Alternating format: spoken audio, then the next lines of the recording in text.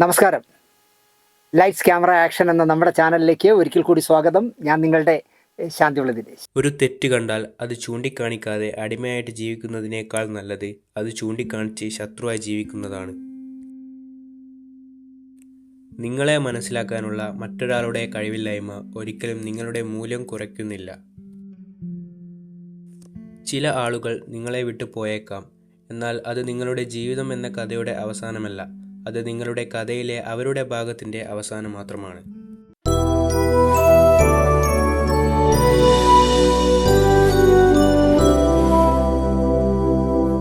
ഒരു രസകരമായ പ്രോഗ്രാമാണ് ഞാനിന്ന് അവതരിപ്പിക്കുന്നത്.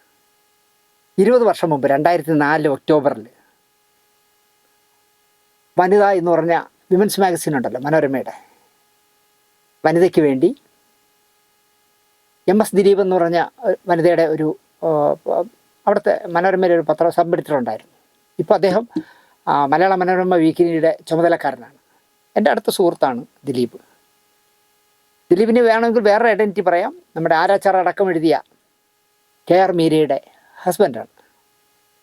ഞാനിപ്പോൾ 2004 വനിതയ്ക്ക് കൊടുത്ത ദിലീപ് കൊടുത്ത ഒരു അഭിമുഖമാണ് ഞാനിന്ന് ചെയ്യുന്നത്. ഇത് ചെയ്യുന്നതിന് മുമ്പ് MS ദിലീപിനെ വിളിച്ചിട്ട്, ദിലീപ്, നിങ്ങളുടെ 20 വർഷം മുമ്പ് നിങ്ങൾ ചെയ്ത അഭിമുഖം ഞാൻ റീപ്രൊഡ്യൂസ് ചെയ്യണമെന്ന് പറയാമെന്ന് പറഞ്ഞ് ഞാൻ കുറേ വിളിച്ച് നോക്കി. എന്താണെന്നുണ്ട്, 2 നമ്പർ എൻ്റെ കയ്യിലുണ്ട്. എന്നെ ഇടയ്ക്ക് വിളിക്കുന്നതാണ്, പക്ഷേ 2 നമ്പരും ഔട്ട് ഓഫ് കവറേജാണ് പറയുന്നത്. ഞാൻ 3 ദിവസമായിട്ട് ദിലീപിനെ കാണാൻ ശ്രമിക്കുന്നു, അല്ല സംസാരിക്കാൻ ശ്രമിക്കുന്നു, പക്ഷേ കിട്ടുന്നില്ല. ആദ്യമായിട്ടാണ് ദിലീപ്, നമ്മുടെ നടൻ ദിലീപ്, ഒരു പത്രത്തിന് കൊടുത്ത അഭിമുഖം 20 വർഷത്തിന് ശേഷം ഞാൻ റീപ്രൊഡ്യൂസ് ചെയ്യുന്നത്. അതും വേറൊരു ദിലീപാണ് ഇൻ്റർവ്യൂ ചെയ്യുന്നതെന്നുള്ള കൗതുകം കൂടിയുണ്ട്. 2004 ഒക്ടോബർ അഹമ്മദാബാദിൽ നവരാത്രി ആഘോഷങ്ങൾക്ക് നടുവിൽ നഗരത്തിലും ഗലികളിലും ഗാഗ്ര ചോളി അടിഞ്ഞ ഗുജറാത്തി പെൺകുട്ടികളുടെ ചെറിയ നൃത്ത സംഘങ്ങൾ താളത്തിനൊപ്പം ചുവടുവയ്ക്കുന്ന ദിവസമാണ് MS ദിലീപ്, സിനിമാ നടൻ ദിലീപിനെ ഇൻ്റർവ്യൂ ചെയ്യാനായി അഹമ്മദാബാദിലെത്തിയത്. ഗാന്ധി ബ്രിഡ്ജ് ആരംഭിക്കുന്നതിനടുത്ത് ഇടിഞ്ഞു പൊളിഞ്ഞ് ഏതാണ്ട് മൃതപ്രായമായി നിൽക്കുന്ന ഒരു പുരാതന ബംഗ്ലാവിൻ്റെ മുകളിലത്തെ നിലയിലാണ് ഈ അഭിമുഖം നടക്കുന്ന സന്ദർഭം. ആ മൃതപ്രായമായി നിൽക്കുന്ന വലിയ ബംഗ്ലാവിൻ്റെ ജനാലയിലൂടെ നോക്കിയാൽ അങ്ങ് അകലെ ലേ മെലേഡിയൻ എന്ന് പറഞ്ഞ വലിയ ഹോട്ടൽ കാണാം. അതുപോലെ തന്നെ വലിയ വലിയ അമ്പരചുംബികളായ കെട്ടിടങ്ങളും കാണാം ഒരു വശത്ത്.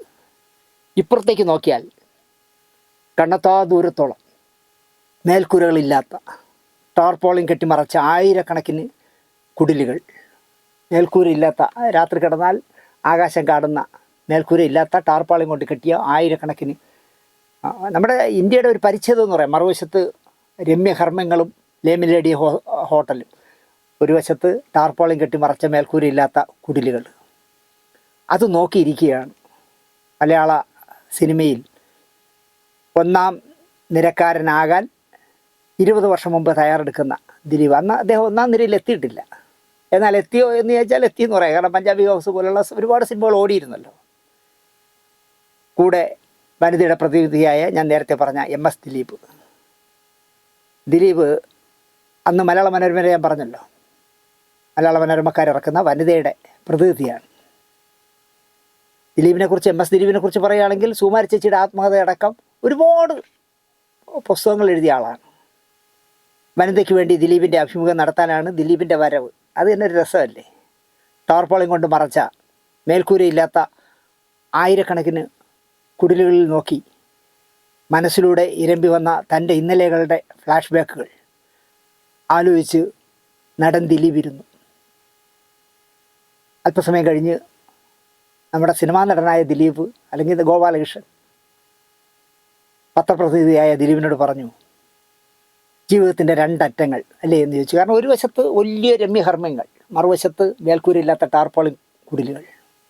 ഈ കാഴ്ച കാണുമ്പോൾ ഒറ്റ മുറിയുള്ള പനമ്പ് കെട്ടിയ ഒരു വീട്ടിൽ, ചുവരെന്ന് പറഞ്ഞ പനമ്പാണ്, പനയോല കൊണ്ട് കെട്ടിയ ചുവര്, ഒറ്റ മുറിയേ ഉള്ളൂ.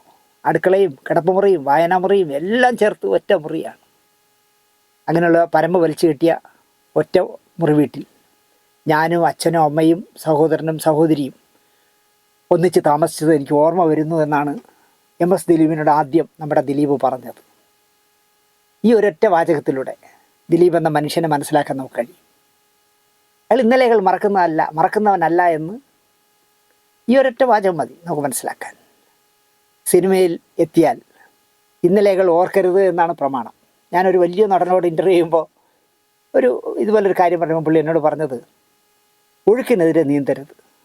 നമ്മുടെ കയ്യും കാലും തളരുമെന്നുള്ളതല്ലാതെ ഒരു ഗുണം ഉണ്ടാവില്ല. നമ്മൾ ഒഴുക്കിനപ്പം അങ്ങ് പോകണമെന്ന്, തിരിഞ്ഞു നോക്കരുത് എന്നാണ് എനിക്ക് ഒരു സിനിമ വലിയ സൂപ്പർ സ്റ്റാർ തന്ന ഉപദേശം. അതുപോലെ തന്നെ സിനിമയിൽ വന്നു കഴിഞ്ഞാൽ പലരും ഞാൻ ജനിച്ചത് കവടിയാർ കൊട്ടാരത്തിലെന്നേ പറയൂ. അച്ഛനാര് അമ്മ ആരെന്ന് അറിയാത്തവരെ പറയുന്നത് പാലക്കാട്ടെ വലിയ കുടുംബത്തിൽ ജനിച്ചെന്നൊക്കെ പറഞ്ഞുകളയും. മനസ്സിലായില്ലേ? അത് സിനിമയിൽ മാത്രം ഉണ്ടാവുന്നതാണ്. കനകക്കുന്ന് കൊട്ടാരത്തിൽ ജനിച്ചു എന്ന് പറയാം, അല്ലെങ്കിൽ എൻ്റെ അളിയനാറ്റ് വരും, അല്ലെങ്കിൽ എൻ്റെ അമ്മാവനാറ്റ് വരും. അമ്മാവനാണ് നല്ലത്, അളിയനല്ല. അമ്മാവനാറ്റ് വരും. ചിത്ര ഇരുന്നാളെന്ന് പറയുന്ന വേന്ദ്രന്മാരുണ്ട്, വേന്ദ്രത്തിലുള്ള നാടാണ് കേരളം. അങ്ങനെ പറയുന്നതാണ് സിനിമാക്കാർക്ക് ഇഷ്ടം. ഞാൻ ആക്ഷേപിക്കാൻ വേണ്ടി പറയുകയല്ല. തിരുവനന്തപുരത്ത് മെഡിക്കൽ കോളേജിൻ്റെ മുന്നിൽ ഫുട്പാത്തിൽ ഈ സിഗരറ്റ്, വെറ്റ, പാക്ക്, നാരങ്ങ വെള്ളം ഒക്കെ വെച്ച് വിൽക്കുന്ന ഒരു പാവം മനുഷ്യൻ. എങ്ങനെയോ അയാൾക്ക് സുന്ദരിയായ ഒരു മകൾ പിറന്നു. എനിക്ക് പരിചയമുണ്ട്. അത് വളർന്നു വലുതായപ്പോൾ സ്വാഭാവികമായിട്ടും സിനിമയിലും സീരിയലിലും ഒക്കെ എത്തി. ഇപ്പോൾ ഏതെങ്കിലും പത്രക്കാരൊക്കെ ഈ തെളിവുള്ളപ്പോൾ ഇൻ്റർവ്യൂ ചെയ്യാൻ വേണ്ടി ചെല്ലുമല്ലോ. ചെല്ലുമ്പോൾ ഈ കുട്ടി പറയുന്നത്, ഞാൻ കേട്ടിട്ടുള്ളതുകൊണ്ടാണ് പറയുന്നത്, ഡാഡിക്ക് ബിസിനസ്സാണെന്നേ പറയൂ. അപ്പോൾ ഡാഡിക്ക് ബിസിനസ്സാണെന്ന് പറയുമ്പോൾ നമുക്കറിയില്ലല്ലോ ഈ കുട്ടിയുടെ അച്ഛൻ എന്താണെന്ന് നമുക്കറിയില്ല. പക്ഷേ എൻ്റെ കൂടെ ഉണ്ടായിരുന്ന എൻ്റെ ഒരു ശിഷ്യൻ എൻ്റെ കാതിൽ പറഞ്ഞു, കിളവന് ഫുട്പാത്തിൽ, മെഡിക്കൽ കോളേജിലെ ഫുട്പാത്തിൽ സിഗരറ്റ് വെച്ചോടും നാരങ്ങ വെള്ളം അടിയാണ്, അതാണ് ബിസിനസ് ഡാഡിയുടെ. പെട്ടെന്ന് ഞാനങ്ങ് ചിരിച്ചു പോയി. എനിക്കവിടെ അന്ന് ആ കുട്ടിക്ക് മനസ്സിലായി ഡാഡിക്ക് ബിസിനസ്സാണെന്ന് പറഞ്ഞത് പൊളിഞ്ഞു പോയി. സിനിമ നടിയാകുന്നത് ഡാഡിക്ക് ഒരിക്കലും ഇഷ്ടമുള്ള ഫീൽഡായിരുന്നില്ല. സിവിൽ സർവീസ് എഴുതാൻ പോയാൽ പോലും IAS കുറഞ്ഞ ഒന്നും എടുക്കാൻ ഡാഡിക്ക് താല്പര്യമില്ലായിരുന്നു. ഡാഡി എപ്പോഴും പറയുന്നത്, ഈ സിവിൽ സർവീസ് എഴുതണം എഴുതിക്കോ, പക്ഷേ IAS കുറഞ്ഞ് IPS, IFS, IRS അതൊന്നും എടുക്കാൻ പാടില്ല, IAS തന്നെ എടുക്കണമെന്ന് ഡാഡിക്ക് നിർബന്ധമായിരുന്നു. കുട്ടിക്കാലത്ത് എപ്പോഴും ഡാഡി പറയുമായിരുന്നു, നീ ഒരു IAS കാരിയായി കാണണമെന്ന്. വിട്ടുവീഴ്ചയ്ക്ക് ഡാഡി തയ്യാറേ അല്ലായിരുന്നു. ഈ ഫുട്പാത്തിലെ സിഗരറ്റ് കച്ചവടക്കാരൻ. നിങ്ങൾ ചോദിക്കും, ഒരു കമ്മ്യൂണിസ്റ്റുകാരന് ചോദിച്ചാണോ ഇങ്ങനെ സിഗരറ്റ് കച്ചവടക്കാരനെ കളിയാക്കുന്നത്? അല്ല, ഈ പൊങ്ങച്ചം പറയുന്നതിൽ ഒരു കുറവുമില്ലാത്ത ഫീൽഡാണ് സിനിമ എന്ന് പറയാൻ വേണ്ടി മാത്രമാണ് ഞാനിത് പറയുന്നത്. അപ്പോൾ വിട്ടുവീഴ്ചയ്ക്കും ഡാഡി തയ്യാറല്ലായിരുന്നു എന്ന് പറഞ്ഞപ്പോൾ എൻ്റെ ശിഷ്യ എന്നോട് പറഞ്ഞത്, ഇപ്പോൾ സർവ്വ നേരവും വിട്ടുവീഴ്ചയാണ്, തുണി എടുക്കാൻ നേരമില്ല, സർവ്വതിലും വിട്ടുവീഴ്ചയാണെന്നാണ് അവൻ എന്നോട് പറഞ്ഞത്. അന്വേഷിച്ചപ്പോൾ ശരിയാ, നല്ല വിട്ടുവീഴ്ച മനോഭാവമുള്ള സൂപ്പർ താരമാണ് ഈ സീരിയൽ രംഗത്ത്. എൻ്റെ സീരിയലിൽ വർക്ക് ചെയ്യാൻ വന്നപ്പോൾ അവിടെ ഇരുന്ന് അടിച്ചത്. ഇവിടെയാണ് ദിലീപിൻ്റെ തുറന്നു പറച്ചിൽ വ്യത്യസ്തമാകുന്നത്. അയാൾക്ക് വേണമെങ്കിൽ അതൊക്കെ മറച്ചു വയ്ക്കാം. ഇപ്പോൾ എനിക്കറിയാമോ, അല്ലെങ്കിൽ ഇൻ്റർവ്യൂ ചെയ്യാൻ പോയ MS ദിലീപിനെ അറിയാമോ? ഈ ദിലീപ് എന്ന് പറഞ്ഞാൽ പഴയ ഗോപാലകൃഷ്ണൻ്റെ ഫ്ലാഷ് ബാക്ക് എന്ന് പറയുന്നത് പനയോല കൊണ്ട് കുത്തിമറച്ച ഒരു ഒറ്റ മുറിയിൽ അടുക്കളയും കിടപ്പുമുറിയും എല്ലാമായിട്ട് 5 ജീവിതങ്ങൾ വർഷങ്ങളോളം ജീവിച്ചത് അതിലാണെന്ന് ഞങ്ങൾക്കറിയില്ലല്ലോ. അപ്പോൾ അതുകൊണ്ട് ചില പറയാതിരുന്നാൽ കവടിയാർ കൊട്ടാരത്തിൽ ഏതാണ്ട് ഞങ്ങളുടെ ബന്ധം വരും എന്ന് പറഞ്ഞാൽ ബന്ധം വരും, അങ്ങനെ തന്നെ വിശ്വസിച്ചു. പക്ഷേ ദിലീപ് അവിടെ വ്യത്യസ്തരാകും. പനമ്പ് കുത്തിമറച്ച ഒറ്റ മുറിയിൽ 5 ജീവിതങ്ങൾ കഴിഞ്ഞതോ, അല്ലെങ്കിൽ ഞാൻ പല എപ്പിസോഡിലും പറയാറുള്ളതാണ്, 1 കിലോ നീലം വാങ്ങി 10 ഗ്രാം വീതം പൊതിഞ്ഞ് വീടാന്തരം, ഇപ്പോൾ നീലമില്ലല്ലോ, വീടാന്തരം കൊണ്ട് കൊടുത്തിരുന്ന ഒരു ബാല്യം എനിക്കുണ്ടെന്നോ, അല്ലെങ്കിൽ ആലുവ പുഴയിൽ മുങ്ങി മണൽ വാരി വിറ്റ് ജീവിച്ചിരുന്നെന്നോ ഒന്നും ആത്മാഭിമാനത്തോടെ അല്ലാതെ അയാൾ പറഞ്ഞിട്ടേ ഇല്ല. അയാൾക്ക് അതൊക്കെ അഭിമാനത്തോടെയാണ് അയാൾ പറയുന്നത്. എൻ്റെ ഇന്നലെകൾ ഇങ്ങനെയായിരുന്നു, ദൈവം എനിക്ക് എല്ലാം നേടിത്തന്നു എന്നുള്ള തുറന്നു പറച്ചിലുണ്ട്. അതെല്ലാം CID മൂസയ്ക്ക് ശേഷം ദിലീപ് നിർമ്മിച്ച് നായകനാകുന്ന TV ചന്ദ്രൻ തിരക്കഥ എഴുതി സംവിധാനം ചെയ്യുന്ന കഥാവിശേഷൻ എന്ന സിനിമയുടെ ഷൂട്ടിങ്ങിന് വേണ്ടിയാണ് ഗുജറാത്തിൽ ദിലീപ് എത്തിയിരിക്കുന്നത്. CID മൂസ പോലെ ആബാലവൃത്തം പ്രേക്ഷകർക്ക് ചിരിച്ച് തലകുത്തി മറിയാനുള്ള സിനിമയല്ല ദിലീപ് നിർമ്മിക്കുന്ന ഈ കഥാവിശേഷൻ. സൂസന്ന പോലെ, പാഠമൊന്ന ഒരു വിലാപം പോലെ, ഡാനി പോലെ ഒരു നല്ല സിനിമ, സീരിയസ് സിനിമ, ഇന്ത്യയിലെ പല ഭാഗങ്ങളിൽ ഷൂട്ട് ചെയ്യുന്ന, ഇന്ത്യയിലെ എല്ലാ ഭാഷകളും ഉൾക്കൊള്ളുന്ന ഒരു സിനിമ. ഇത് ഇന്ത്യൻ സിനിമയാണെന്ന് പറയാം. ഇന്ത്യൻ സിനിമ ഇപ്പോഴത്തെ ഭാഷയിൽ പറഞ്ഞാൽ ഒരു പാൻ ഇന്ത്യൻ സിനിമ എന്ന് വേണമെങ്കിൽ പറയാം എന്നാണ് ദിലീപിനോട് പറഞ്ഞത്. കൽക്കട്ടയിലെ ഷൂട്ടിംഗ് കഴിഞ്ഞിട്ട് ടി വി ചന്ദ്രനോടൊപ്പം അഹമ്മദാബാദിൽ എത്തിയ ദിവസമാണ് MS ദിലീപും അഹമ്മദാബാദിൽ എത്തിയത്. ഇവിടെ കഴിഞ്ഞാൽ ആന്ധ്രയിലാണ് അടുത്ത ലൊക്കേഷൻ. ഇതിനിടയിലാണ് വനിതയ്ക്ക് വേണ്ടി സ്വസ്ഥമായി സംസാരിക്കാൻ MS ദിലീപിൻ്റെ ഗുജറാത്തിലേക്കുള്ള ചെല്ലൽ. ആദ്യം തന്നെ MS ദിലീപ് ചോദിച്ചത്, ദിലീപ് ഒരു സൂത്രശാലിയാണോ? ഇവിടെ ഒരുപാട് പേര് പറയാറുണ്ടല്ലോ അയാളെപ്പറ്റി. അപ്പോൾ അയാളുടെ ഉത്തരവാണ് അതിലും രസം. ആയിരിക്കാം. സൂത്രശാലി അല്ലെങ്കിൽ ഇവിടെ വരെ എത്താൻ എനിക്ക് കഴിയില്ലല്ലോ എന്നായിരുന്നു ആദ്യത്തെ മറുപടി. അയാൾ വിളിച്ചു വെച്ചില്ല, അതെ ഞാനൊരു സൂത്രശാലി ആയിരിക്കും, അല്ലെങ്കിൽ ഞാൻ ഇവിടം വരെ എത്തില്ലല്ലോ. അപ്പോൾ MS ദിലീപ് ചോദിച്ചു, TV ചന്ദ്രനെ പോലെ ദേശീയ തലത്തിൽ അംഗീകരിക്കപ്പെട്ട ഒരു സംവിധായകൻ്റെ സിനിമയിൽ നായകനാവുക, ആ സിനിമ നിർമ്മിക്കുക എന്നൊക്കെ പറയുമ്പോൾ അടുത്ത തവണ മത്സരിക്കാൻ തയ്യാറെടുക്കുകയാണോ? സ്വാഭാവികമല്ലേ. പക്ഷേ എങ്കിലും ദിലീപ് ചോദിച്ചു, അടുത്ത വർഷം ഏറ്റവും നല്ല സിനിമയ്ക്കോ സംവിധായകനോ നടനോ ഒക്കെ വേണ്ടി നിങ്ങൾ മത്സരിക്കാൻ വേണ്ടി തയ്യാറെടുക്കുകയാണോ എന്ന് ചോദിച്ചു. അത് മത്സരിക്കാനാണോ എന്ന് ചോദിച്ചാൽ, ഈ സിനിമ അതിൽ ഒരു നടൻ എന്ന നിലയിൽ എനിക്ക് അവാർഡ് കിട്ടുമോ എന്നറിയില്ല. ഏതായാലും ചന്ദ്രേട്ടൻ്റെ ഒരു വ്യത്യസ്തമായ സിനിമയായിരിക്കും ഇത്. അല്ലാതെ ഇത് അവാർഡ് നേടാൻ വേണ്ടിയാണോ അല്ലെങ്കിൽ മികച്ചൊരു നടൻ്റെ അവാർഡ് കിട്ടാൻ വേണ്ടിയാണോ എന്നൊന്നും ചോദിക്കരുത്. ഇതൊരു TV ചന്ദ്രൻ സിനിമ തന്നെ ആയിരിക്കും, വ്യത്യസ്തമായ ഒരു TV ചന്ദ്രൻ സിനിമ തന്നെ ആയിരിക്കും. എല്ലാ സിനിമയുടെയും സ്ക്രിപ്റ്റ് വായിച്ച് ഭംഗിയാക്കുന്ന സ്വഭാവം ഉണ്ടായിരുന്നല്ലോ ദിലീപിന്. എന്നായി MS ദിലീപ്, ഇല്ല, ചന്ദ്രേട്ടൻ്റെ സിനിമയിൽ ഞാനൊരു ഉപകരണം മാത്രമാണ്. ചന്ദ്രേട്ടൻ്റെ ഇഷ്ടത്തിന് എന്നെ എടുത്ത് ഉപയോഗിക്കുന്നു എന്നേ ഉള്ളൂ. ഇതിൽ എൻ്റെ രീതിയിലൊന്നുമില്ല. ഈ സിനിമയിൽ ആരുടെയും പൈസ ഞാൻ വാങ്ങിയിട്ടില്ല. അതുകൊണ്ട് തന്നെ എനിക്ക് ആരോടും ഉത്തരവാദിത്വമില്ല. നല്ല സിനിമയുടെ കണക്കെടുക്കുമ്പോൾ അതിൽ സ്ഥാനം പിടിക്കുന്ന ഒരു സിനിമയുടെ നിർമ്മാതാവണം എന്നത് മാത്രമേ എൻ്റെ മുന്നിലുള്ളൂ. MS ദിലീപ് ചോദിച്ചത്, ബുദ്ധിമാന്മാരായ സൂപ്പർ സ്റ്റാറുകളുടെ പാതയാണല്ലോ താങ്കൾ പിന്തുടരുന്നത്. മോഹൻലാൽ വാനപ്രസ്ഥം നിർമ്മിച്ചതുപോലെ അങ്ങനൊന്നും ഞാൻ വിചാരിച്ചിട്ടില്ല. ലാലേട്ടൻ ചെയ്തതുപോലെയൊക്കെ ഞാൻ ചെയ്താൽ അത് ശരിയാവില്ല. ഞാൻ ഇന്നലെ വന്ന ആളാണ്. നാളെ എന്ത് സംഭവിക്കുമെന്ന് എനിക്കറിയില്ല. ലാലേട്ടനെ നമുക്ക് വർഷങ്ങളായിട്ട് അറിയാം. 10-15 വർഷങ്ങൾ കൊണ്ട് 10-25 വർഷങ്ങൾ കൊണ്ട് ഉണ്ടാക്കിയെടുത്ത പൊസിഷനാണ് ലാലേട്ടൻ്റെത്. നമ്മൾ 2004 ഇൻ്റർവ്യൂ വഴി 2024 അതിന് വേണമെങ്കിൽ ഒന്ന് തിരുത്തി പറയാം. 44 വർഷത്തെ പൊസിഷനാണ് മോഹൻലാലിൻ്റെ. 1980 മഞ്ഞിലൊരിഞ്ഞ് പൂക്കളുണ്ടാകുന്നത്. അപ്പോൾ 44 വർഷമായി മോഹൻലാൽ ഒരു പൊസിഷൻ ഉണ്ടാക്കിയെടുത്തിട്ടെന്ന് പറയാം. സൂപ്പർ സ്റ്റാറുകൾ ദിലീപിനെ ഒതുക്കാൻ ശ്രമിച്ചെന്ന് തോന്നിയിട്ടുണ്ടോ? MS ദിലീപിൻ്റെ ഒരു കുസൃതി ചോദ്യമാണ്. ഇല്ല, അത് വെറുതെ പറയുന്നതാണ്. നമ്മൾ ചെയ്യുന്ന ജോലി കറക്റ്റായിട്ട് ചെയ്യുക. കാരണം പ്രേക്ഷകന് ഇഷ്ടപ്പെട്ടാൽ പിന്നെ ഇവിടെ ആർക്കും ആരെയും ഒതുക്കാൻ കഴിയില്ല. അണ്ടർലൈനിട്ട് കേൾക്കേണ്ടതാണ്. പ്രേക്ഷകന് പ്രിയപ്പെട്ടവനായി കഴിഞ്ഞാൽ ആർക്കും ആരെയും ഒതുക്കാൻ കഴിയില്ല എന്നാണ് ദിലീപ് പറയുന്നത്. നമുക്ക് ചെയ്യാൻ കഴിയുന്ന സിനിമകൾ ഒത്തുകിട്ടിയാൽ അത് വിജയിപ്പിക്കുക, അതാണ് പ്രധാനം. അല്ലാതെ മോഹൻലാലും മമ്മൂട്ടിയും ഒതുക്കാൻ ശ്രമിച്ചെന്ന് പറയുന്നതിൽ കഴമ്പില്ല.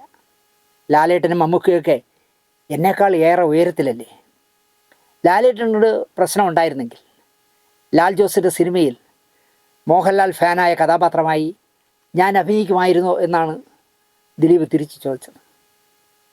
മോഹൻലാൽ സുഹൃത്ത് പ്രിയദർശനെ വെച്ച് വെട്ടം എന്ന സിനിമയിലൂടെ താങ്കളുടെ സിനിമ പൊളിക്കാൻ ശ്രമിച്ചതായി തോന്നിയിട്ടുണ്ടോ? അത് ഞാനും കേട്ടു. ഈയിടെ ലാലേട്ടൻ എന്നോട് പറഞ്ഞു, എടാ നിന്നെ ഔട്ടാക്കാൻ എടുത്ത സിനിമ നന്നായി ഓടുന്നു, എനിക്ക് കുറേ പൈസയും കിട്ടി എന്ന് പറഞ്ഞ് മോഹൻലാൽ ചിരിച്ചു എന്നാണ് ദിലീപ് പറയുന്നത്. പക്ഷേ അപ്പോൾ ആ പറഞ്ഞതിൻ്റെ അർത്ഥം എനിക്ക് മനസ്സിലാവുന്നില്ല. കാരണം 2004 മേനക സുരേഷാണ് രേവതി കലാമന്ദറിൻ്റെ പേരിൽ മേനകയാണ് ഈ ചിത്രം നിർമ്മിച്ചിരിക്കുന്നത്. സർഗചിത്ര അപ്പച്ചനാണ് വെട്ടം റിലീസ് ചെയ്തത്. എന്നിട്ടും പടം നന്നായിട്ട് ഓടിയൊന്നുമില്ല. പക്ഷേ മോഹൻലാൽ ദിലീപിനെ കണ്ടപ്പോൾ പറഞ്ഞു എന്ന്, ആ പടത്തിലൂടെ എനിക്ക് കുറച്ച് പൈസ കിട്ടി എന്ന് ചിരിച്ചുകൊണ്ട് പറഞ്ഞു എന്ന് പറയുന്നു. കമലിൻ്റെ സിനിമയിൽ നിന്നും പൃഥ്വിരാജിനെ മാറ്റാൻ ദിലീപ് സമ്മർദ്ദം ചെലുത്തിയോ എന്നായി MS ദിലീപിൻ്റെ അടുത്ത ചോദ്യം. ആ ആരോപണം ശരിയല്ലെന്ന് കമൽ സാർ തന്നെ പറഞ്ഞിട്ടുണ്ട്. എനിക്ക് എൻ്റെ രീതികളാണ്, പൃഥ്വിരാജ് ചെയ്യുന്ന വേഷം എനിക്ക് ചെയ്യാൻ പറ്റില്ല, അതല്ലേ സത്യം. കാരണം ദിലീപ് ചെയ്യുന്ന വേഷം പൃഥ്വിരാജിന് ചെയ്യാൻ പറ്റില്ലല്ലോ. ഇപ്പോൾ ചാന്ത് പൊട്ട് പൃഥ്വിരാജിനെ കൊണ്ട് പറ്റുമോ? കുഞ്ഞുകൂനൻ പൃഥ്വിരാജിനെ കൊണ്ട് പറ്റുമോ? പറ്റില്ല. പറക്കും തളിക പറ്റുമോ? ഇല്ല, പറ്റില്ല. അതുപോലെ പൃഥ്വിരാജ് ചെയ്യുന്ന സിനിമകൾ, ഇപ്പോൾ ആടുജീവിതം, ദിലീപിന് അത്രത്തോളം അത് വിജയിപ്പിച്ചെടുക്കാൻ കഴിയില്ല. പിന്നെ ഞാൻ എന്തിന് പിറകെ വരുന്നവരെ ഒതുക്കാൻ നോക്കണം? ഞാൻ കയറി വന്നപ്പോൾ മമ്മൂട്ടിയും മോഹൻലാലും സുരേഷ് ഗോപിയും ജയറാമും ഒന്നും എന്നെ ഒതുക്കാൻ നോക്കിയിട്ടില്ല.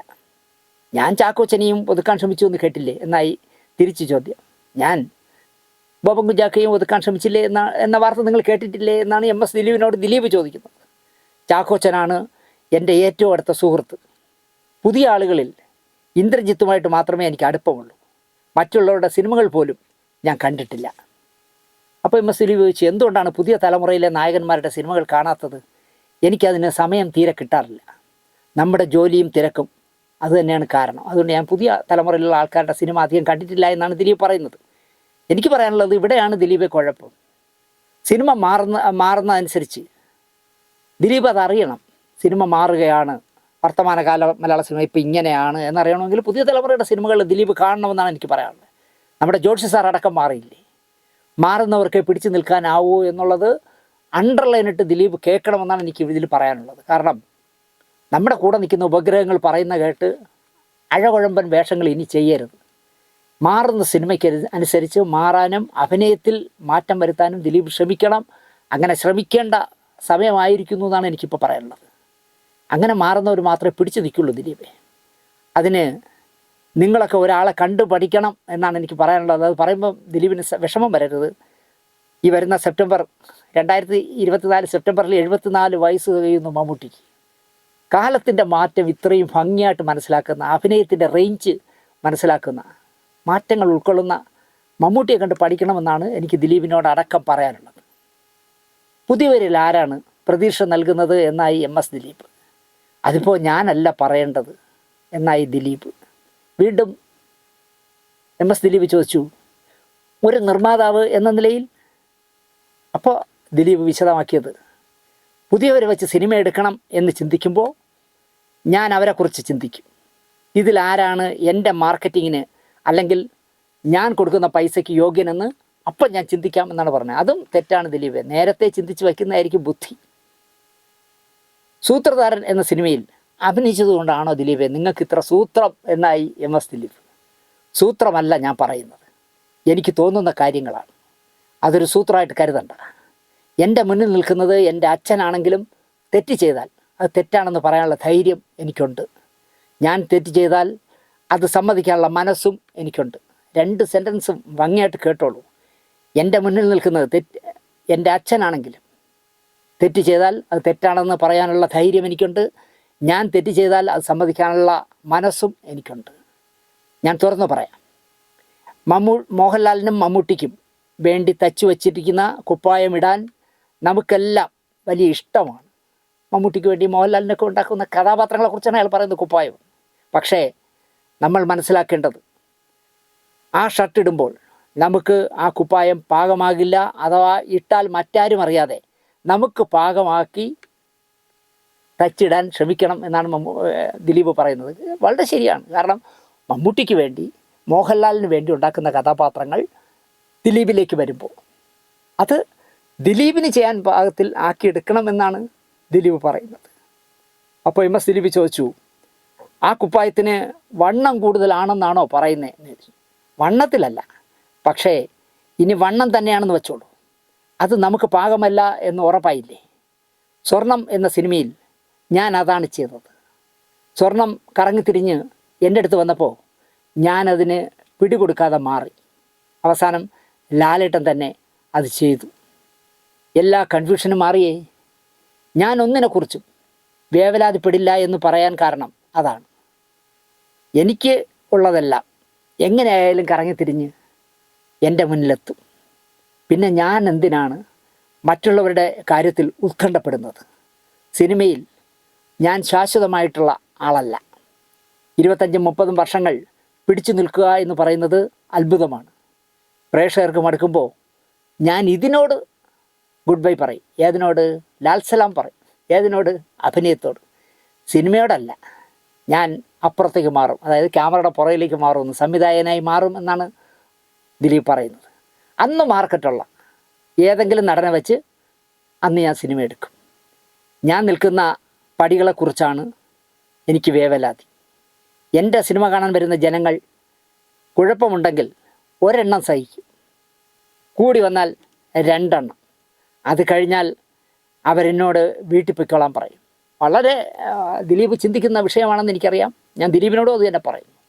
ഇപ്പം തന്നെ ദിലീപിൻ്റെ ഒരു 3-4 ചിത്രങ്ങളെങ്കിലും പ്രതീക്ഷിച്ച വിജയം കണ്ടില്ല. കാരണം പ്രേക്ഷകർക്ക് ഇഷ്ടപ്പെടുന്ന രീതിയിലായിരുന്നില്ല.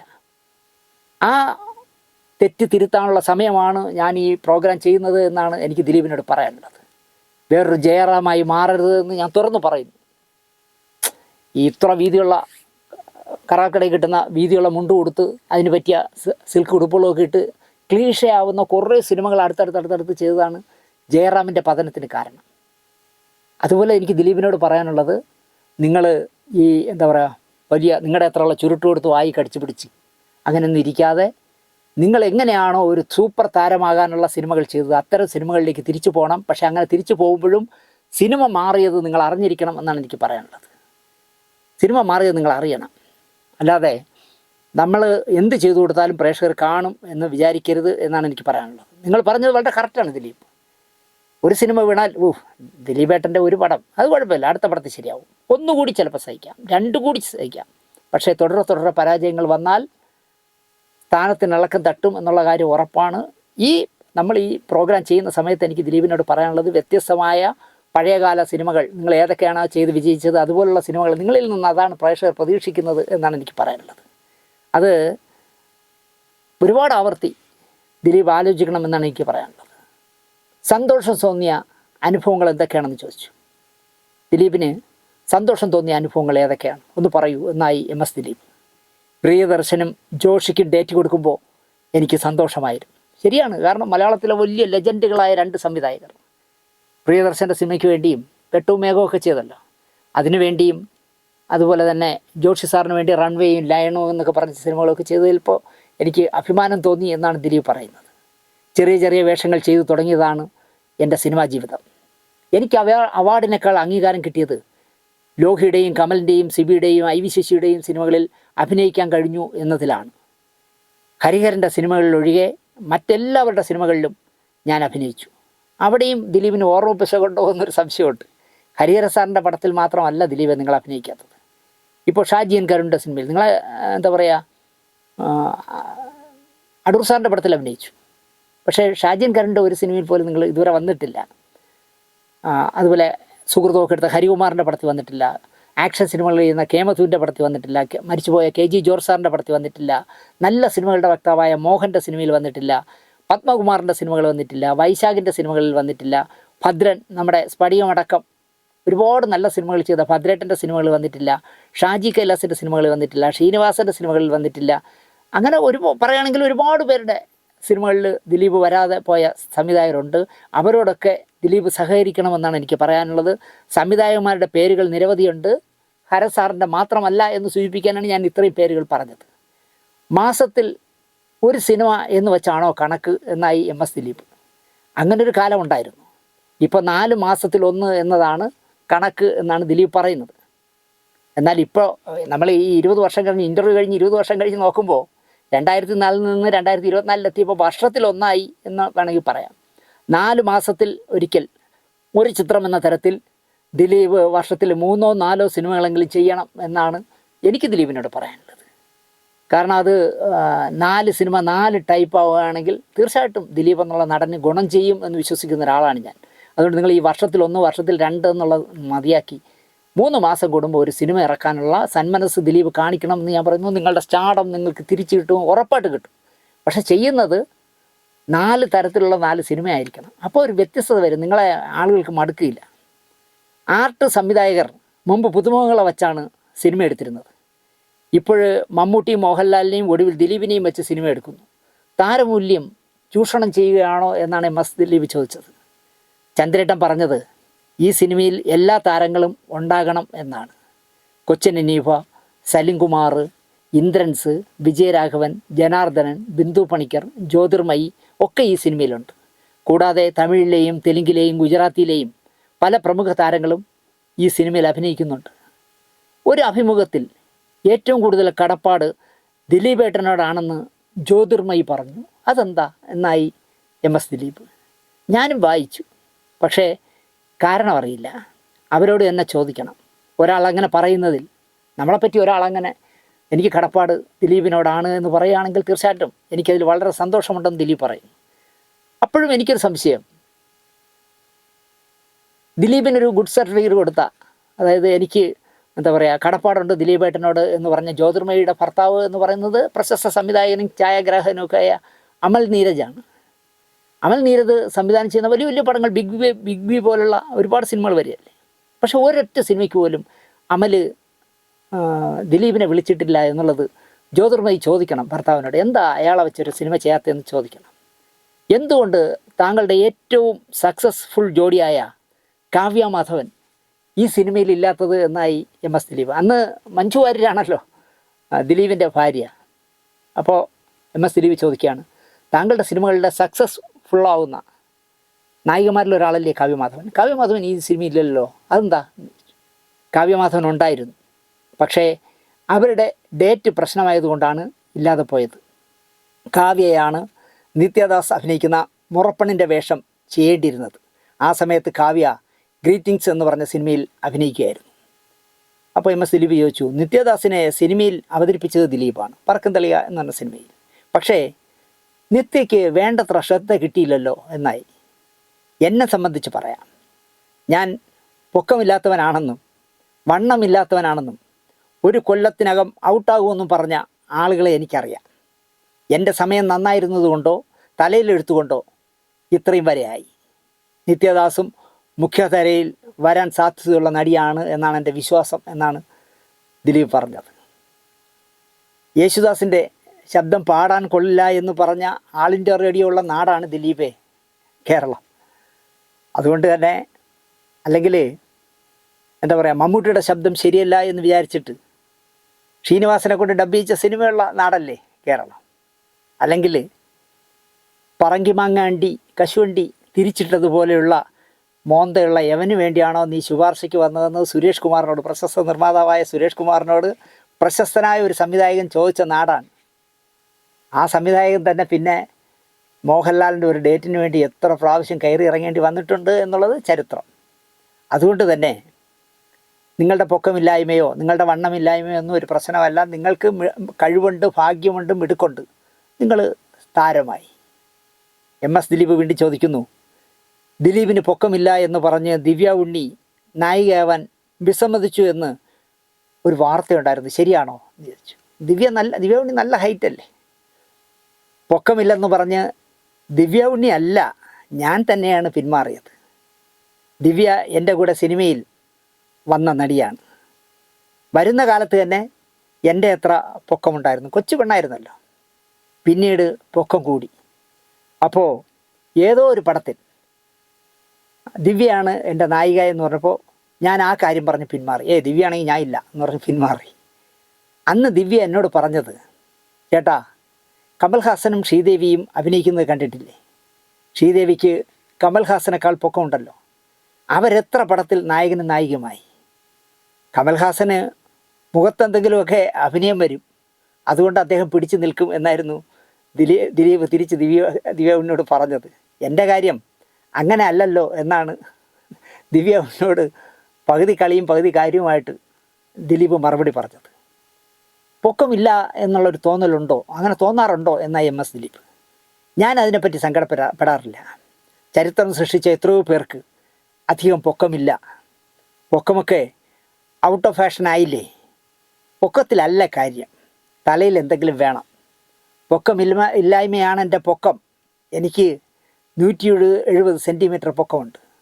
ഒരു സാധാരണക്കാരന് വേണ്ട ആവശ്യമുള്ള പൊക്കം. പക്ഷേ ജയറാമേട്ടൻ്റെ പൊക്കമോ ബാബു ആൻ്റണിയുടെ പൊക്കമോ എനിക്കുണ്ടായിരുന്നുവെങ്കിൽ ഇന്ന് ഞാൻ ചെയ്യുന്ന പല വേഷങ്ങളും ചെയ്യാൻ കഴിയുമായിരുന്നില്ല. ഉദാഹരണത്തിന് കുഞ്ഞിക്കൂനൻ. ഞാനിങ്ങനെ ആലോചിച്ചു, ശരിയാണല്ലോ അയാൾ പറയുന്നത്, ബാബു ആൻ്റണി പോലെ ഹൈറ്റുള്ള ഒരാളായിരുന്നു ഈ കുഞ്ഞിക്കൂനൻ എങ്ങനെ ചെയ്യും?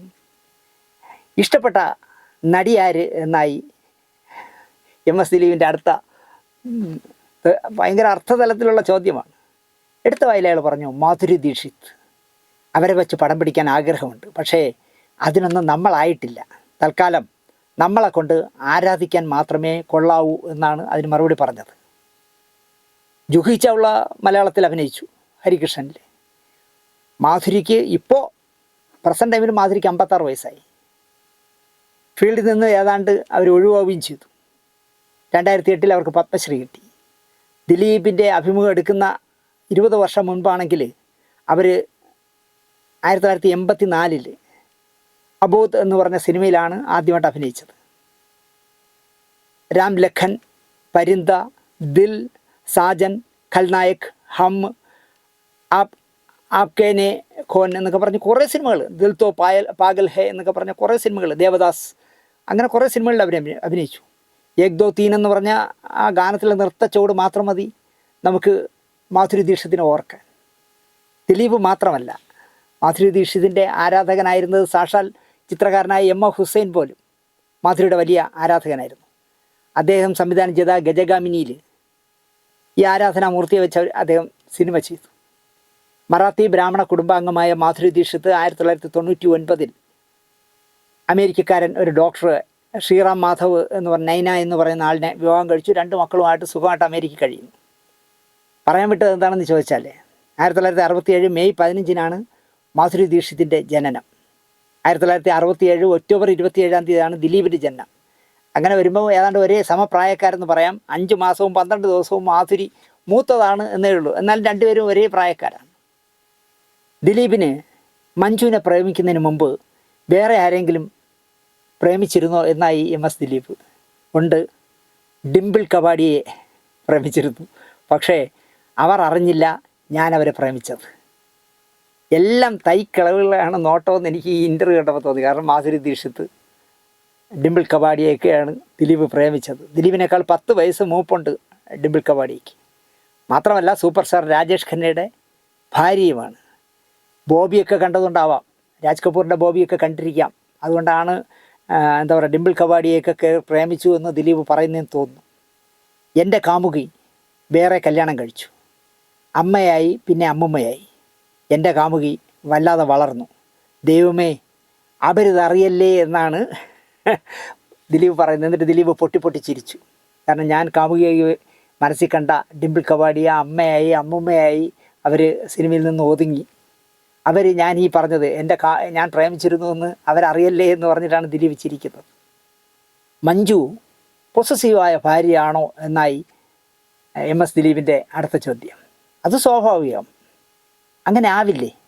ഏത് ഭാര്യമാരായാലും പൊസസീവ് ആവും എന്നാണ് ദിലീപ് പറയുന്നത്.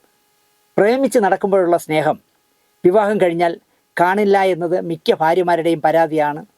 എന്തു തോന്നുന്നു? പ്രേമിച്ച് നടക്കുമ്പോൾ കാമുകിയെ കാണാൻ സമയം കണ്ടെത്തി നമ്മൾ പോകും. അതും നമ്മുടെ ജോലിയുടെ ഭാഗമായി കാണും. സത്യമാണത്. എനിക്കൊരു നായകനെ അറിയാം. അഭിനയിക്കുന്നതിനിടയിൽ കാമുകിയായ നടിയെ കാണാൻ വീട്ടിൽ പോയിട്ട് കാമുകിയുമായിട്ട് നർമ്മസല്ലാപം നടത്തിക്കൊണ്ടിരിക്കുമ്പം അന്നത്തെ കാലത്ത് നായകൻ കണ്ടിരുന്നത് ഭദ്രകാളിയെ പോലെയാണ് ഈ നായികയുടെ അമ്മയെ. അപ്പോൾ അത് അമ്മ വരുന്നു, ഇയാൾ മച്ചിൻ്റെ മുകളിൽ കയറിയിരുന്നു. ഞങ്ങളിവിടെ തിരുവല്ലത്ത് കാത്തിരിക്കുകയാണ് ഇയാൾ വരാൻ വേണ്ടി, നായകൻ വരാൻ വേണ്ടി. നായകൻ മച്ചിൻ്റെ മുകളിൽ ഇരിക്കുക. കാരണം ഈ അമ്മ കുളിക്കാനോ ടോയ്ലറ്റിൽ പോകാനോ അല്ലെങ്കിൽ ഡ്രസ്സ് മാറാനൊക്കെ പോയാലേ എനിക്ക് താഴെ ഇറങ്ങി ഓടി കാറിൽ കയറി വരാൻ പറ്റുള്ളൂ. ഇങ്ങനെ നമ്മൾ എന്താ പറയുക, കാമുകനായിരിക്കുമ്പോൾ ഇങ്ങനെയൊക്കെ സമയം കണ്ടെത്തും എന്ന് ദിലീപ് പറയുന്നത് ജോലിയുടെ ഭാഗമായി കാമുകിയെ കാണുന്നത് ഒരു ജോലിയായി സമയം കണ്ടെത്തുമെന്ന് പറയുന്നത് സത്യമാണ്. പക്ഷേ കല്യാണം കഴിച്ചു കഴിയുമ്പോൾ ഈ ആൾ നമ്മുടെ വീട്ടിലുണ്ട്, നമുക്കൊന്ന് വിരൽ ഞൊടിക്കുന്ന അത്ര നിസ്സാരമായി കാണാം. കാരണം തൊട്ടടുത്തുണ്ടല്ലോ എന്നുള്ളൊരു തോന്നൽ വരും. കല്യാണം കഴിച്ചു കഴിഞ്ഞാൽ വീട്ടിലെത്താൻ ചിലപ്പോൾ അരമണിക്കൂറോ 1 മണിക്കൂറോ താമസിക്കും, കുറച്ചൊക്കെ ഉഴപ്പും. അത് കാണുമ്പോൾ ഭാര്യ വിചാരിക്കും അന്ന് അങ്ങനെ ആയിരുന്നില്ലല്ലോ എന്ന് കാമുകനായിരുന്നപ്പോൾ. എൻ്റെ കാര്യത്തിൽ എന്താ പറയുക, അന്നത്തേതിനേക്കാൾ വലിയ തിരക്കുണ്ട് എനിക്ക്. മഞ്ജുവിനെ കല്യാണം കഴിച്ച ശേഷം എനിക്ക് ഒരുപാട് തിരക്കുണ്ട്. അപ്പോൾ ഞാൻ കൃത്യസമയത്ത് മഞ്ജുവിനെ കാണാൻ വീട്ടിലെത്താറില്ല എന്നാണ് ദിലീപ് പറയുന്നത്. സൂപ്പർ സ്റ്റാർ നിരയിലേക്ക് വന്നത് ബുദ്ധിപരമായ നീക്കങ്ങൾ നടത്തിയിട്ടല്ലേ എന്നായി MS ദിലീപ്. ഞാൻ 1ാമനുമല്ല, 2ാമനുമല്ല, 3ാമനുമല്ല, ഞാൻ 0ആണ്. 0ത്തിൻ്റെ കൂടെ ഒന്നുകൂടെ കൂട്ടിയാൽ അത് 10 ആകും. അതിൻ്റെ കൂടെ 2 ഇട്ടാൽ 20 ആകും. 9ാമൻ്റെ കൂടെ കൂട്ടിയാൽ 90 ആകും. 90 മാർക്ക് അയാൾക്ക് കിട്ടും. അതുകൊണ്ട് തന്നെ ഞാൻ 0ആയി നിൽക്കുന്നതാണ് എനിക്കിഷ്ടമെന്ന് പറയുന്നത്. എനിക്കത് എത്ര സത്യസന്ധമായി പറഞ്ഞതാണോ അല്ലെങ്കിൽ ലാളിത്യത്തിന് വേണ്ടി പറഞ്ഞതാണോ എന്ന് എനിക്കറിയില്ല. ഞാനതിനോട് യോജിക്കുന്നില്ല, അതാണ് പ്രശ്നം. കഥാവിശേഷൻ 2004 2000 മുതലെടുക്കാം നമുക്ക് ദിലീപിൻ്റെ കാര്യം. ജോക്കർ, തെങ്കാശിപ്പട്ടണം, ഇഷ്ടം, രാക്ഷസ രാജാവ്, ഈ പറക്കും തളിക, കുഞ്ഞിക്കൂനൻ, മീശമാധവൻ, കല്യാണരാമൻ, തിളക്കം, CID മൂസ, റൺവേ, വെട്ടം, ഇതൊക്കെ വന്ന സമയത്താണ് ഈ ഇൻ്റർവ്യൂ എടുക്കുന്നത്. 2000 മുതൽ 2004 വരെ എടുത്താൽ അങ്ങനെയാണല്ലോ. അപ്പോൾ 2004 ഇൻ്റർവ്യൂ എടുക്കുമ്പോൾ ഞാനൊരു പൂജ്യമാണ് എന്നൊക്കെ വച്ച് കാച്ചുന്നത് ചുമ്മാ പറ്റിക്കാനാണെന്ന് ഞാൻ പറയും. ഒന്നാമതോ രണ്ടാമതോ മൂന്നാമതോ ഏത് കളിയിലായിരുന്നു അന്ന് ദിലീപെന്ന് എനിക്ക് പറയാനാവും, പക്ഷേ ഞാൻ പറയുന്നില്ല. ദിലീപ് ഏത് കളിയിൽ നിൽക്കാൻ ഉള്ള യോഗ്യത 2004 സമയത്തുണ്ടെന്ന് ചോദിച്ചാൽ എനിക്ക് കൃത്യമായി പറയാൻ കഴിയും ഏത് കളിയിൽ നിർത്താമെന്ന്. പക്ഷേ ദിലീപ് അങ്ങനെ പറയുന്നില്ല. അയാൾ ചുമ്മാ വെച്ച് കാച്ചുന്നു ഞാൻ വെറും പൂജ്യമാണെന്ന്. തിയേറ്ററിൽ ആളെ കൂട്ടാൻ ത്രാണിയുള്ള നായകൻ തന്നെയായിരുന്നു 2004 കാലഘട്ടത്തിൽ ദിലീപ്. ചുമ്മാ എളിയവനെന്ന് വച്ച് കാച്ചുന്നതാണ്. MS ദിലീപ് തിരിച്ചു ചോദിക്കുന്നുമില്ല. വനിതയ്ക്ക് സത്യത്തിൽ അങ്ങനത്തെ വിവാദം ഉണ്ടാക്കുന്ന ഒരു ചോദ്യവും വനിത കൊടുക്കൂലല്ലോ. അതുകൊണ്ട് തന്നെ ദിലീപ് ചോദിക്കുന്നു, MS ദിലീപ് ചോദിക്കുന്നില്ലേ, നിങ്ങൾ കള്ളം എന്തിനാണ് പറഞ്ഞത്? നിങ്ങൾ കുഞ്ഞുകുനം പോലൊരു പടം അല്ലെങ്കിൽ CID മൂസ പോലുള്ളൊരു പടമൊക്കെ ചെയ്ത് നിങ്ങൾ എവിടെ നിൽക്കുന്നു, നിങ്ങളുടെ സ്റ്റാർഡ് എവിടെ നിൽക്കുന്നു എന്ന് ഞങ്ങൾക്കറിയാം, ഞാൻ പറയാമെന്ന് ദിലീപ് പറയുന്നില്ല. കാരണം വനിതയ്ക്കത് വേണ്ടല്ലോ. ഈ ഉത്തരത്തിൽ തന്നെ ക്രമത്തിൻ്റെ സൂചനകളുണ്ടല്ലോ എന്നായി MS ദിലീപ്. ഞാൻ പറയില്ല, ഞാൻ സംസാരിക്കുമ്പോൾ വേറൊരാളുടെ പേര് പറയുന്നത് പോലും ഞാൻ ശ്രദ്ധിക്കും എന്നായി ദിലീപ്. അതാണ് സൂത്രക്കാരൻ്റെ ലക്ഷണം. അത് എനിക്കങ്ങനെ തോന്നിയേ. തമാശയ്ക്ക് വേണ്ടി പറഞ്ഞാൽ അവരെ ചിലപ്പോൾ അത് മുറിപ്പെടുത്തും. ഞാൻ തമാശയ്ക്ക് വേണ്ടി എന്തെങ്കിലും പറഞ്ഞാൽ ചിലപ്പോൾ അത് അവരെ മനസ്സിനെ മുറിപ്പെടുത്തുമെന്നാണ് ദിലീപ് പറയുന്നത്. അത് ന്യായമായ കാര്യമാണ്. ഞാൻ സിനിമയിലേക്ക് നേരിട്ട് വന്നവനല്ല. സിനിമയിലെ ജീനിയസായ പലരോടും പല നടന്മാരോടും എനിക്ക് കടപ്പാടുണ്ട്. സുരേഷ് ഗോപി ഒഴികെ മറ്റെല്ലാ നായകന്മാരുടെ മുന്നിലും അസിസ്റ്റൻ്റ് ഡയറക്ടറായി ക്ലാപ്പടിച്ച് നിന്നിട്ടുണ്ട് ഞാൻ. ഇനിയിപ്പോൾ ഞാൻ അവരുടെയൊക്കെ മുന്നിൽ നിന്ന് വിരൽ ചൂണ്ടി സംസാരിച്ചാൽ തന്നെ അവരെ അത് മുറിപ്പെടുത്തും. ഞാൻ അതുകൊണ്ട് അങ്ങനെ വിരൽ ചൂണ്ടി സംസാരിക്കില്ല എന്നാണ് ദിലീപ് പറയുന്നത്. സുരേഷ് ഗോപി ഒഴിച്ച് ബാക്കി എല്ലാവരുടെ പടങ്ങളിലും ഞാൻ അസിസ്റ്റൻ്റ് ഡയറക്ടറായിരുന്നു എന്നാണ് ദിലീപ് പറയുന്നത്. അസിസ്റ്റൻ്റ് ഡയറക്ടറായി നിന്നിട്ട് പിന്നീട് നടനായപ്പോൾ മറ്റ് നടന്മാരുടെ പെരുമാറ്റം നിങ്ങളെ മുറിപ്പെടുത്തിയിട്ടുണ്ടോ എന്നായി MS ദിലീപ്. എനിക്ക് ആ പേടിയുണ്ടായിരുന്നു. അവരൊക്കെ എന്നെ എങ്ങനെ കാണുമെന്ന്. മാനത്തെ കൊട്ടാരത്തിൽ രാജംബി ദേവിനെ ചവിട്ടുന്നൊരു സീനുണ്ട്. എനിക്ക് ഭയങ്കര വിഷമമായിരുന്നു.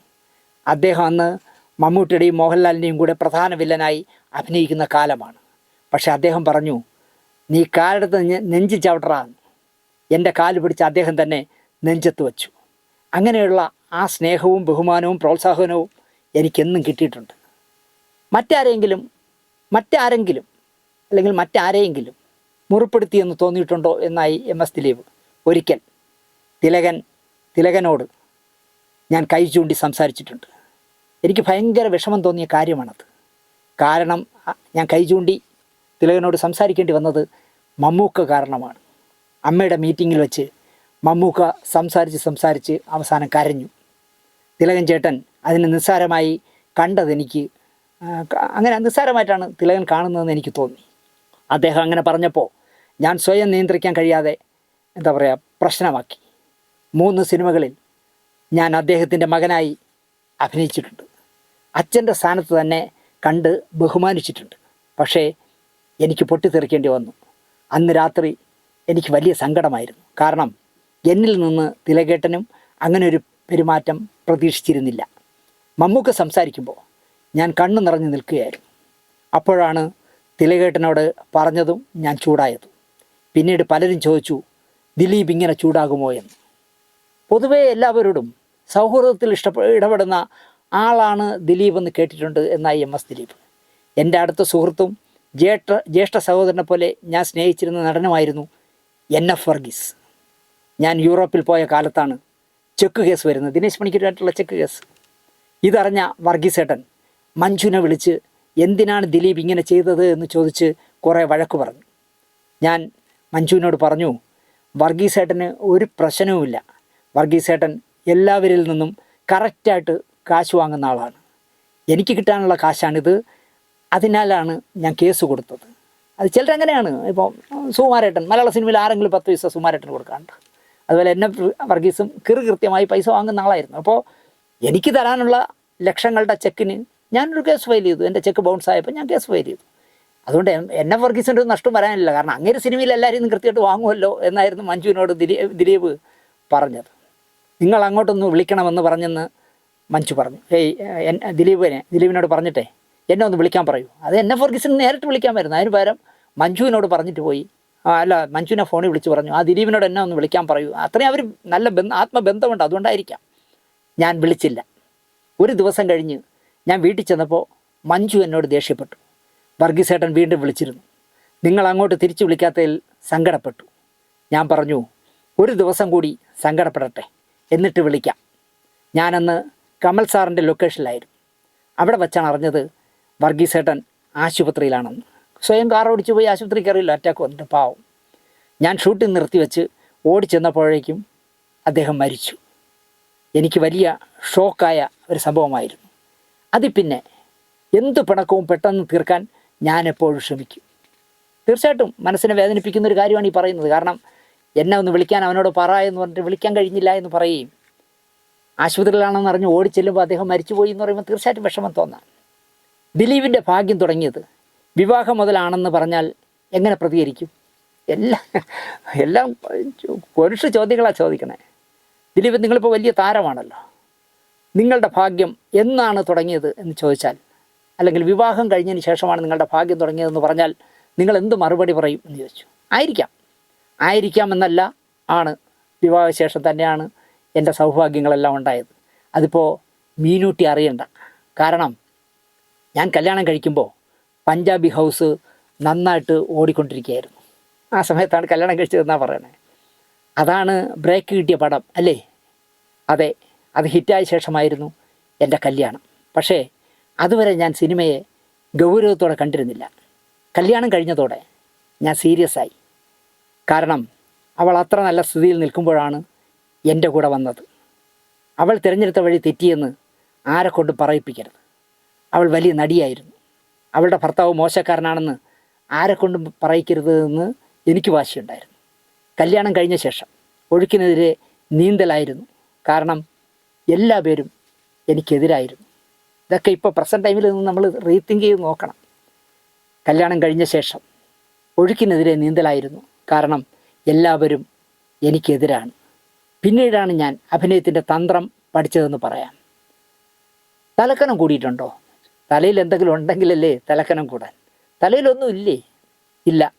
തലയിൽ എന്തെങ്കിലും ഉണ്ടെങ്കിൽ ഞാൻ പടം നിർമ്മിക്കുമോ? കിട്ടുന്ന കാശ് ബാങ്കിലിട്ട് ഞാൻ വീട്ടിൽ പോയില്ലേ എന്നാണ് ദിലീപ് തിരിച്ച് ചോദിച്ചത്. മലയാള സിനിമയിൽ ഏറ്റവും ബുദ്ധിമാൻ എന്ന് പറഞ്ഞ ആരാണ് എന്നായി MS ദിലീപ്. മമ്മൂക്ക, ജയറാം എന്നിവരാണ്. കിട്ടുന്ന കാശ് മറ്റ് കാര്യങ്ങളിൽ നിക്ഷേപിച്ച് ഒരു ടെൻഷനുമില്ലാതെ സുന്ദരമായ ജീവിക്കുന്നു എന്നാണ് അദ്ദേഹം പറഞ്ഞത്. പക്ഷേ അത് കഴിഞ്ഞിപ്പോൾ 2024 എത്തിയപ്പോഴേക്കും മമ്മൂക്ക ഒരുപാട് സിനിമകൾ നിർമ്മിക്കുന്നു, എല്ലാ അവാർഡുകൾ വാങ്ങുന്നു, നല്ല വിജയമാകുന്നു, മുടക്ക് മുതലിൻ്റെ ഇരട്ടി ലാഭവും കിട്ടുന്നു. ബുദ്ധിമാനായ നടി, ബുദ്ധിമാനായ നടൻ ആരാണ് എന്നായി MS ദിലീപ്. നടി മഞ്ജു വാര്യർ തന്നെയാണ്. അവരെന്നെ കല്യാണം കഴിച്ച് പെട്ടെന്ന് സിനിമ വിട്ടില്ലേ? ബുദ്ധിയുള്ളതുകൊണ്ടല്ലേ അവർ സിനിമ വിട്ടത് എന്നാണ് അദ്ദേഹം ചോദിക്കുന്നത്. നടൻ ആരാണെന്ന് ചോദിച്ചാൽ അവൾ പറയും ഞാനാണെന്ന്. കാരണം ഞാൻ അവളെ വിവാഹം കഴിച്ചില്ലേ. പക്ഷേ ബുദ്ധിയിൽ MBA ഉള്ള നടൻ മമ്മൂക്ക തന്നെയാണ് മലയാള സിനിമയിലെന്നാണ് ദിലീപ് പറയുന്നത്. നിത്യജീവിതത്തിൽ പോലും മോഡേൺ ഫാഷനിലും മറ്റെല്ലാ കാര്യങ്ങളിലുമുള്ള അറിവും കാലത്തിനൊത്ത് പുതുക്കുന്ന നടനാണ് മമ്മൂക്ക എന്നാണ് ദിലീപ് പറയുന്നത്. 100% എന്താ പറയുക, വസ്തുനിഷ്ഠമായ നിരീക്ഷണമാണെന്ന് പറയാം. മീനൂട്ടിക്ക് അച്ഛൻ്റെ ഏത് സിനിമയാണ് ഏറ്റവും ഇഷ്ടം എന്നായി അടുത്ത ചോദ്യം. മീശമാധവൻ ഇഷ്ടമാണ്. കുഞ്ഞിക്കൂനം ചെയ്യുന്ന സമയത്ത് ഞാൻ മേക്കപ്പൊക്കെ അഴിക്കാതെ വീട്ടിൽ പോയിട്ടുണ്ട്. കൂന് വെച്ചിട്ടില്ല എന്ന് മാത്രമേ ഉള്ളൂ. മീനൂട്ടി എന്നോട് ആരാന്ന് ചോദിച്ചു. അച്ഛൻ്റെ ചേട്ടനാണ്, വലിയച്ഛനാണെന്ന് പറഞ്ഞു കൊടുത്തു. ഞാൻ ആ വേഷത്തിൽ പിന്നെയും 2 തവണ വീട്ടിൽ ചെന്നു. അപ്പോഴൊക്കെ അവൾ എന്നെ വലിയച്ഛ എന്ന് വിളിച്ചു. അപ്പോൾ MS ദിലീപ് ചോദിച്ചു, അച്ഛനെ മനസ്സിലായില്ലേ അവൾക്ക്? ഇല്ല എന്നാണ് ഞാൻ വിചാരിച്ചത്. പക്ഷേ ആ വേഷത്തിൽ ഞാൻ അവളെ വഴക്ക് പറഞ്ഞപ്പോൾ അച്ഛാ വേണ്ട അച്ഛാ എന്ന് അവൾ മറുപടി പറഞ്ഞു. അപ്പോഴാണ് എനിക്ക് മനസ്സിലായത്, എന്നെ മനസ്സിലാക്കാഞ്ഞിട്ടല്ല, എനിക്ക് വിഷമമാകണ്ട എന്ന് വെച്ച് അവൾ എന്നോട് അഡ്ജസ്റ്റ് ചെയ്യുകയായിരുന്നു. ഏത് വേഷത്തിൽ ചെന്നാലും അവൾക്കെന്നെ തിരിച്ചറിയാൻ കഴിയും. അച്ഛനും മകളും അല്ലേ, തീർച്ചയായിട്ടും തിരിച്ചറിയും. പ്രശസ്ത നർത്തകിയും മലയാളിയുമായ മൃണാലിനി സാരാഭായിയുടെയും മല്ലിക സാരാഭായിയുടെയും ദർപ്പണ എന്ന നൃത്ത സ്ഥാപനത്തിൽ നവരാത്രി ആഘോഷം നടക്കുകയാണ്. ഈ ഇൻ്റർവ്യൂ നടക്കുമ്പോൾ എനിക്ക് തോന്നുന്നു ദിലീപിൻ്റെ കൂടെ MS ദിലീപിൻ്റെ കൂടെ ആണെന്ന് തോന്നുന്നു. ദിലീപ് അവിടെ പോയി. അതേക്കുറിച്ച് കേട്ടപ്പോൾ ദിലീപിന് താല്പര്യം അങ്ങോട്ടൊന്ന് പോയാലോ എന്ന്. ധാരാളം മരങ്ങളും ശില്പഭംഗിയുമുള്ള കെട്ടിടങ്ങളും നിറഞ്ഞ ഇന്ത്യയിലെ നല്ല ഓപ്പൺ തിയേറ്റർ ഉൾക്കൊള്ളാൻ ഓപ്പൺ തിയേറ്റർ അടക്കമുള്ള അത് ഉൾക്കൊള്ളുന്ന ദർപ്പണ എന്ന് പറയുന്ന സ്ഥാപനത്തിലേക്ക് നടൻ ദിലീപ് ചെന്നു. നൃത്തം തുടങ്ങിക്കഴിഞ്ഞിരുന്നു. ദിലീപ് എത്തിയ വിവരം മലയാളികൾ ആരോ മൃണാലിനി സാരാഭായിയെ അറിയിച്ചു. അവർ വന്ന് പരിചയപ്പെട്ടു, സ്വീകരിച്ച് അകത്തേക്ക് കൊണ്ടുപോയി വിശേഷങ്ങൾ പങ്കുവച്ചു. രാത്രിയിൽ അത്താഴം തലശ്ശേരിക്കാരൻ അബൂബക്കർ നടത്തുന്ന മലയാളി ഹോട്ടലിൽ നിന്ന് കഴിച്ചു. അപ്പോൾ MS ദിലീപിൻ്റെ ചോദ്യം, ചപ്പാത്തിയും കോഴിക്കറിയും രസിച്ച് കഴിക്കുന്നതിനിടയിൽ ആണ് MS ദിലീപ് ചോദിക്കുന്നത്, ദർപ്പണ കണ്ടിട്ട് എന്ത് തോന്നി എന്ന് ചോദിച്ചു. മഞ്ജുവിന് ഇതുപോലൊരു സ്ഥാപനം തുടങ്ങണമെന്ന് തോന്നുന്നുണ്ടോ എന്നും കൂടിയായി ദിലീപ്. ഞാൻ പലതവണ അവളോട് ആവശ്യപ്പെട്ടതാണ് ഒരു ഡാൻസ് സ്കൂൾ തുടങ്ങാൻ. അപ്പോൾ മഞ്ജു പറയും, ഞാനൊരു പെർഫോമറാണ്, ക്രിയേറ്ററല്ല. നല്ല ഉത്തരവല്ലേ? ആലോചിച്ച് ദർപ്പണ പോലെ, കലാക്ഷേത്ര പോലെ ഒരു സ്ഥാപനം നീ തുടങ്ങുക എന്ന് ദിലീപ് തന്നെ മഞ്ജു വാര്യരോട് പറഞ്ഞപ്പോൾ മഞ്ജു വാര്യർ പറഞ്ഞ മറുപടി, ഞാനൊരു പെർഫോമറാണ്, ഞാനൊരു നൃത്തമൊക്കെ പെർഫോം ചെയ്യുന്ന, പ്രദർശിപ്പിക്കുന്ന, കളിക്കുന്ന ആളാണ്, അല്ലാതെ ഞാനൊരു ക്രിയേറ്റർ അല്ല. അതുകൊണ്ട് ഇതുപോലൊരു സ്ഥാപനം നടത്തിക്കൊണ്ടു പോകാൻ പറ്റില്ല എന്ന് അർത്ഥശങ്കയ്ക്കിടയില്ലാതെ മഞ്ജു പറഞ്ഞു. 2004 പറയുകയാണ് ദിലീപ്. പക്ഷേ കൊച്ചിയിൽ ഇത്തരമൊരു സ്ഥാപനം ആരംഭിക്കണമെന്ന് എനിക്ക് ആഗ്രഹമുണ്ട്, ദൈവാനുഗ്രഹമുണ്ടെങ്കിൽ തുടങ്ങിയിരിക്കുമെന്നും ദിലീപ് പറഞ്ഞു. പക്ഷെ തുടങ്ങിയില്ല. 2024 തുടങ്ങിയിട്ടില്ല. അതിനിടയിൽ മഞ്ജു പോയില്ലേ ജീവിതത്തിൽ. എന്തായാലും രസകരമായ അഭിമുഖമായിരുന്നു MS ദിലീപിനോടൊപ്പം വനിതയ്ക്ക് വേണ്ടി നമ്മുടെ ദിലീപ് നടത്തിയത്. അതിലൊരുപാട് കൊച്ചു രസകരമായ ഉത്തരങ്ങളുള്ളതുകൊണ്ടാണ് ഞാൻ ഈ ചോദ്യോത്തരം ഇതിൽ റീപ്രൊഡ്യൂസ് ചെയ്തത്. ഞാനിത് ചെയ്യുന്നു എന്ന് പറയാനായിട്ട് MS ദിലീപിനെ വിളിച്ചു നോക്കിയിട്ട് എനിക്ക് കിട്ടിയതേ ഇല്ല. ഇനി ഇത് പ്രസിദ്ധീകരിച്ച് വന്ന ശേഷം വിളിക്കാം. എന്തുകൊണ്ടാണ് നമ്പർ മാറിയോ എന്ന് എനിക്കറിയില്ല. പക്ഷേ എന്നെ അടുത്തിടെ വിളിച്ചത് നമ്പറിൽ നിന്നാണ് ഞാൻ തിരിച്ചു വിളിച്ചത്. പക്ഷേ കിട്ടുന്നില്ല.